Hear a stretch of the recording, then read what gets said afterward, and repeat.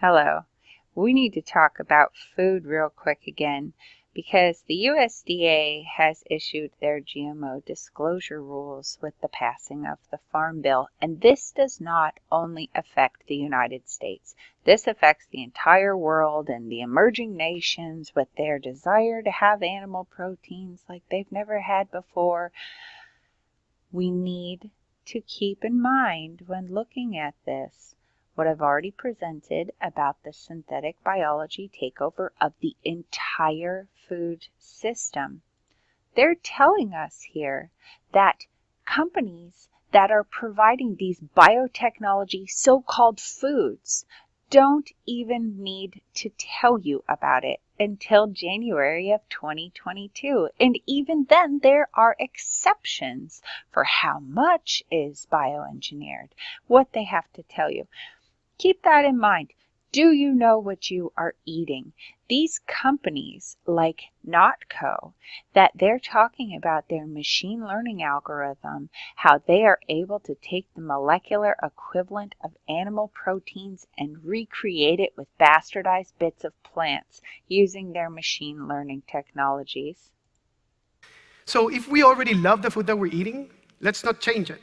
Let's change the way we make the food that we love to eat. With this concept, we develop a technology. First, we take an animal-based protein food, such as milk. We deconstruct it molecularly, so we have a molecular formulation that describes milk taste, texture, smell, and color. We do the same with plant-based ingredients. And then we've developed a machine learning algorithm called Giuseppe that is helping us predict which combination of plant-based ingredients should result in the same molecular structure as the animal-based protein food, such as milk. And these companies like NotCo and then Just, they are looking to license and are already working with the biggest food manufacturers in the world. This is happening right now. Their foods are already on the shelf. Do you know what you are eating? And we imagine a world, let's say I'm talking to the biggest food companies in the world. David, you're Nestle, and Roger, you're General Mills, and Steph back there, you're Kraft Heinz, and you're trying to figure out how you can get involved in this. I want to build a platform where, let's say you want to make a dairy product, you click on it, you say that I am interested in the following product requirements. I want a certain kind of viscosity, I want a certain kind of mouthfeel, I want a certain kind of creaminess.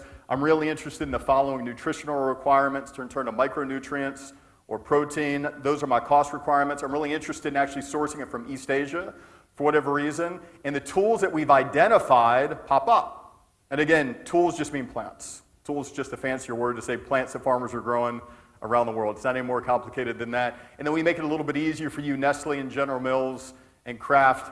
Here's a butter product, again, that uses less land and less water. And our goal is to build this out to make it easier for good people to do the right thing, because it shouldn't be hard to make this kind of green innovation that we want happen.